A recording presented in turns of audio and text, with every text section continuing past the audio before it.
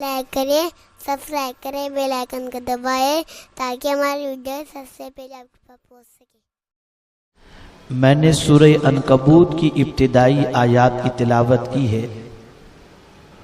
اس میں رب قدیر ارشاد فرماتا ہے، احسب الناس، کیا لوگوں نے یہ گمان کیا، ان یترکوا ان یقولوا آمنا، کہ اتنا کہنے پر چھوڑ دیے جائیں گے کہ ہم ایمان لائے، وہم لا یفتنون، اور ان کا امتحان نہیں ہوگا۔ یہ بات یاد رکھیں کہ مومن کا امتحان دنیا میں ہونا ہی ہے۔ آپ اگر یہ سوچیں کہ اس زمین پر ہم بالکل مزے لے کر زندگی گزار لیں اور کوئی تکلیف، کوئی آزمائش، کوئی امتحان نہ ہو، تو امتحان نہ ہونا یہ ایمان کی کمزوری ہے۔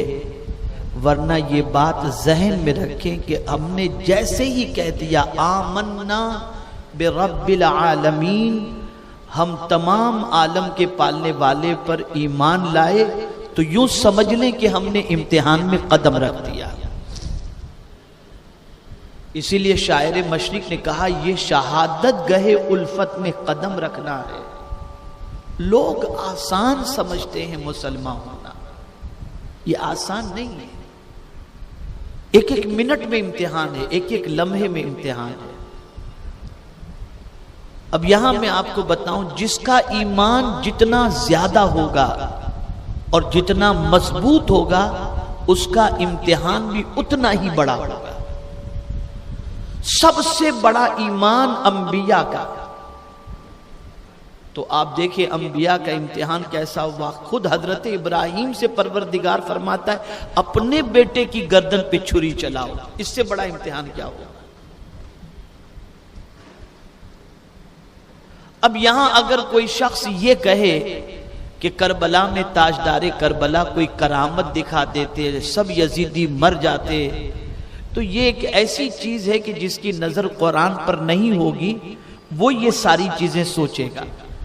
جس کی نظر قرآن پر ہوگی اس کا معاملہ یہ ہوتا ہے کہ جتنے سخت امتحانات ہوتے ہیں اتنا ہی ایمان کے حوالے سے کہ بندہ ڈگمگا جاتا ہے یا ثابت قدم۔ آج چند ٹکے کے لیے آدمی سود کا کاروبار کرتا ہے، انٹریسٹ کا، چند ٹکوں کے لیے جھوٹ بولتا ہے، چند ٹکوں کے لیے کسی کی گردن اڑا دیتا ہے۔ اور کربلا میں آپ دیکھیں کہ امام حسین رضی اللہ تعالیٰ عنہ نے یزیدی لشکر کے سامنے جب خطاب فرمایا تو ارشاد فرمایا، بتاؤ میں نے تم میں سے کسی کا مال کھایا ہے؟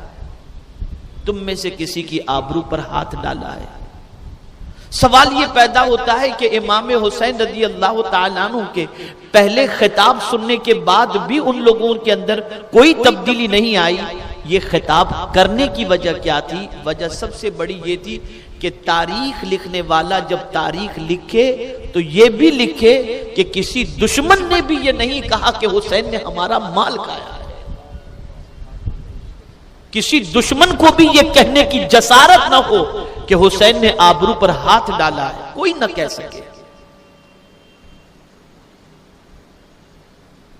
تو یہاں یہ بات ذہن میں رکھیں، صرف امام حسین کی محبت میں چند قطرے آنسو کے بہا دینا یہ عقیدت کی کما حقہ دلیل نہیں۔ جس مشن کے لیے امام نے بیٹا قربان کیا، بھتیجا قربان کیا، بھانجے قربان کیے، بھائی قربان کیے، سب کچھ جس نے لٹا دیا، اس مشن کو زندہ رکھنا یہ امام کی بارگاہ میں سب سے بڑا خراج عقیدت ہے۔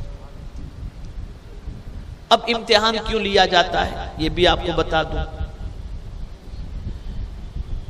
دنیا میں جتنے بھی امتحان ہوتے ہیں اس امتحان کی وجہ یہ ہوتی ہے کہ جانچا جائے کہ یہ بندہ امتحان میں کتنے پرسنٹیج لاتا ہے، پاس ہوتا ہے، ناپاس ہوتا ہے، فیل ہوتا ہے، یہ دیکھنے کے لیے ہوتا ہے کہ ایگزامینر کو معلوم نہیں کہ اس نے کتنی تیاری کی ہے، لیکن جب رب امتحان لے رہا ہے تو مولا کو تو سب معلوم ہے، کس کی کیا قابلیت ہے سب معلوم ہے میرے مولا کو۔ پھر وہ امتحان کیوں لے رہا ہے؟ بس اسے سمجھ لو، وہ امتحان فقط اس لیے لیتا ہے تاکہ دنیا والوں کو بتا دیا جائے کہ جس کا امتحان لے رہا ہوں وہ میری محبت میں کتنا سچا ہے۔